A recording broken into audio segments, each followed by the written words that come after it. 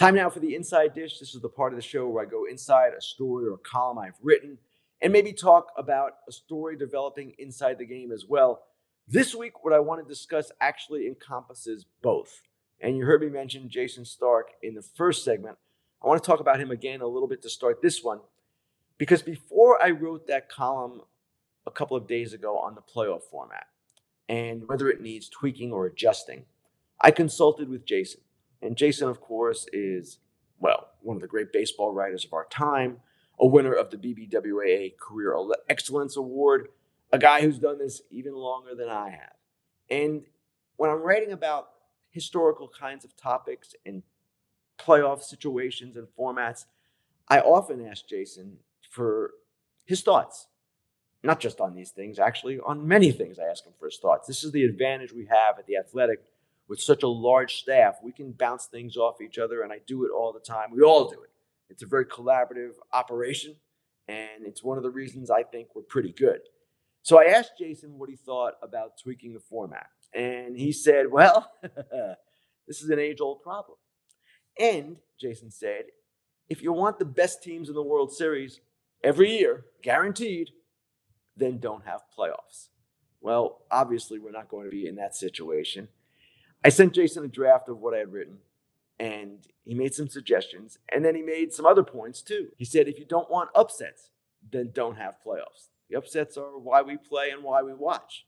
No format will ever be truly fair. Fair point. And I think that's the main thing we should keep in mind here when we discuss all of these postseason formats that baseball could adopt, maybe should adopt, et cetera, et cetera. Now, when I wrote knowing, as I said on Fox and then repeated in print, that we're talking about a problem that might not be in need of a solution. We're talking about a situation that right now is a small sample size. This format was only adopted last season. The problem we're seeing is that 5-day layoff between the end of the regular season and the start of the division series for the bye teams is problematic. Teams don't have 5 days off during the regular season, not even at the All-Star break. So the question becomes, okay, does this need tweaking? Now, again, it's too early really to draw conclusions, but we've seen some dramatic stuff happen to some of the top seeds in the past 2 years. Dodgers and Braves losing, Braves going down 0-1 this year, Dodgers and Orioles down 0-2 this year as well. And both managers for the Dodgers and Orioles, Dave Roberts and Brandon Hyde respectively, have voiced concern in recent days about what has happened. Now, you might say they're making excuses, they're talking like losers talk. Okay, I get it. But if you're watching, you're paying attention, this is a genuine concern. So what can you do? What should baseball do, if anything, if they come to the conclusion that this isn't a great plan? So I pointed out some things in the column that possibly could be adopted. John Smoltz had one idea, and John mentioned this on the broadcast the other night. He said, eliminate the off day between Game 3 of the Wild Card Series and Game 1 of the Division Series. That would handicap the pitching staffs of the teams that advanced. You wouldn't be able to use your Game 1 starter in the Wild Card Series in Game 2 of the Division Series, as has happened this season. And you'd only get an off day in the Wild Card Series if you swept. Reasonable idea. I don't know that it will be adopted, but it was interesting to think about. And then I also talked about the Korean League and what they do, which is basically give the bye team, they do this in the wild card round, the higher seed they give an automatic win to. So in their wild card round, which is the best 2 of 3, and it only involves 2 teams, the higher seed starts off leading 1-0. The lower seed has to win 2 games. The higher seed has to win only 1. We could do that in the wild card round, play a doubleheader, in fact, and strap pitching staffs in that sense, or handicap pitching staffs in that way. It's an interesting thought to kick around, but I don't know that it would work in a division series where you give a team a 1-0 lead and the lower seed would have to win 3 games, the higher seed 2. You'd face a potential loss of a game. I don't know that the networks would want that. It's probably a lot to ask. And I know some fans react by saying, I don't want to see a team getting an automatic advantage. I get all that. These are all worthy topics of debate.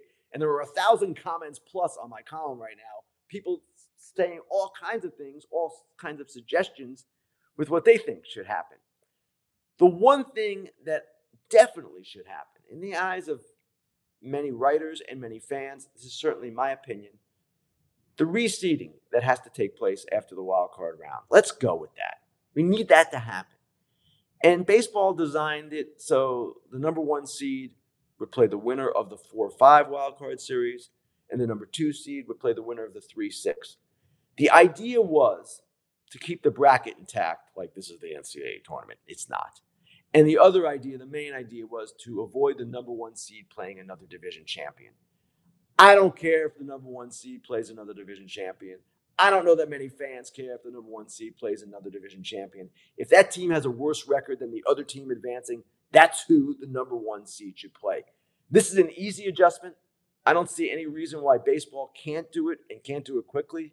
But at the same time, I'm not sure it's going to be adopted anytime soon. Again, for the reason I said earlier, small sample size. We don't want to draw any conclusions just yet. Fair enough, but to me, the reseeding is something people in the game want as well. It's so obvious. It's a small thing, but it would help. Bottom line on all this, as I wrote, no matter what postseason format you construct, no matter what you do, the postseason is always going to be, as Billy Beane famously called it, a crapshoot. That's the nature of the postseason. That's the way it works. And no format following a 162-game, 6-month regular season is ever going to be truly fair.